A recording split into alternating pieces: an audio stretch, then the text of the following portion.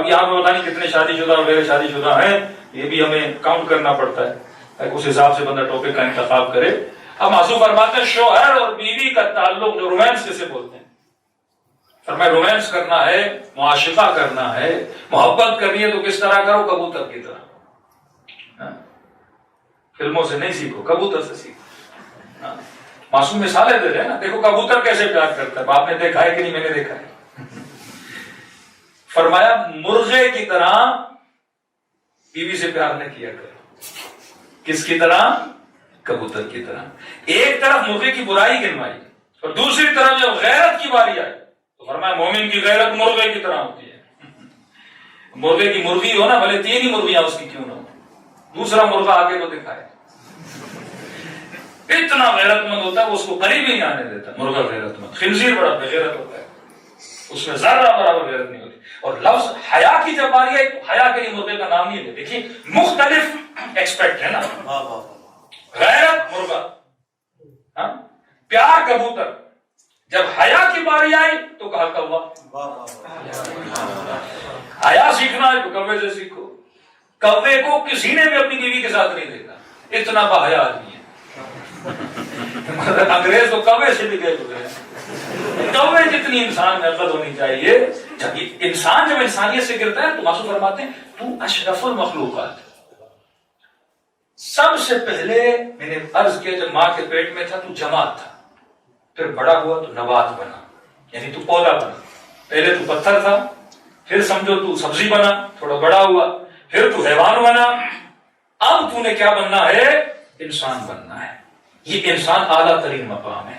اور کئی چیزیں میں نے حیوانوں میں رکھی ہے تاکہ حیوانوں سے سیکھ۔ اللہ کسی کا دشمن نہیں ہے۔ ایک مرتبہ کہتا ہے کتا نجس ہے، کتے کو گھر میں رکھنا، یہ کرنا وہ کرنا، ملائک نہیں آتے، حرام ہے۔ لیکن پھر فرماتے ہیں وفا سیکھنی ہے تو کتے سے سیکھ۔ حضرت موسیٰ نے حضرت عیسیٰ نے اپنی امتی سے پوچھا نا، اگر کوئی تیرے اوپر احسان کرے تو کیا کرے گا؟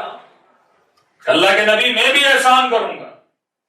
ہنسے حضرت عیسیٰ، کہ یہ مقام تو کتے کا ہے۔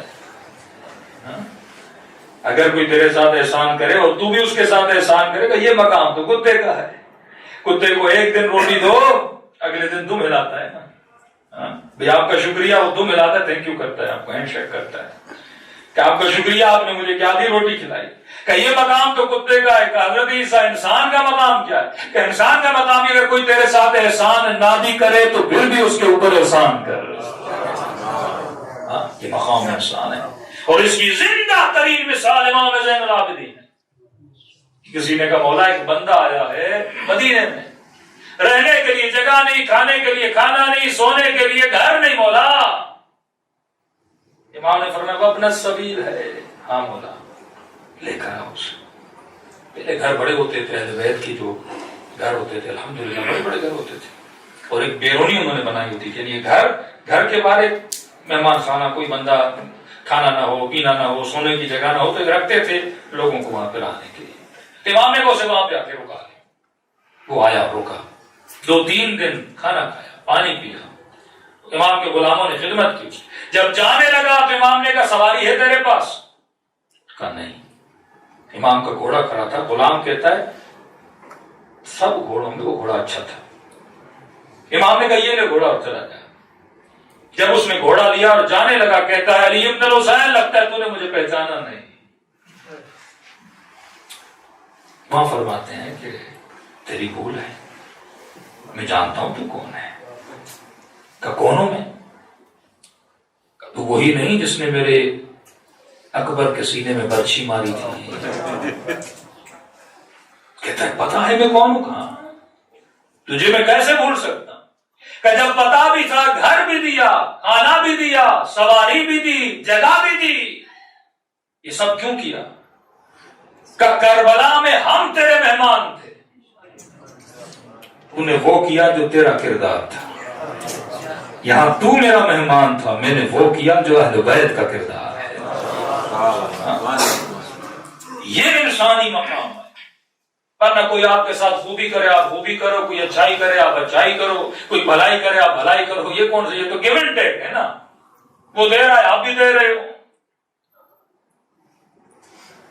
آب دہن پھینکنا علی کے چہرے پہ. علی ہے بھائی. ایک مرتبہ نہیں کئی مرتبہ اہل بیت کے ساتھ ایسا ہوتا ہے. بازار میں چل رہا ہے کسی نے دھکا دے دیا, کسائی علی بن طالب کو دھکے دے کے دکان سے نکال دیتا ہے. اور صرف علی نہیں, مالک اشتر. یعنی یہ صفات اہل بیت کی صفات کس طرح سے ان کے اصحاب کے اندر راسخ ہو گئی ہیں, جمع ہو گئی ہیں. یعنی جیسا ایکٹ علی کا ویسا سلمان کا, جیسا ایکٹ رسول کا ویسا علی کا. جو برتاؤ اہل بیت کرتے وہی ان کے ساتھ. جناب سلمان کی جو داڑھی تھی نا وہ تھوڑی چائنیز ٹائپ تھی, یہاں سے کم یہاں سے زیادہ.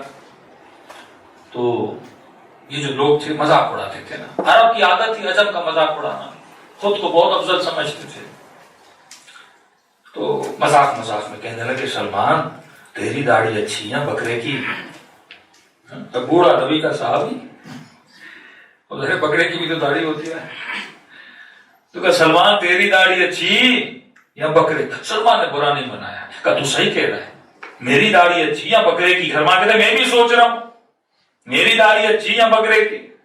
سلمان نے کہا قیامت کے دن اگر میرے عمل اچھے ہوئے تو میری داڑھی بکرے سے اچھی ہے, اگر قیامت کے دن میرے عمل برے ہوئے خدا نہ خواستہ میں جہنم بنا تو بکرا مجھ سے اچھا ہے. ہدایت کا جملہ دے کے سلمان نے ان کو سدھارا.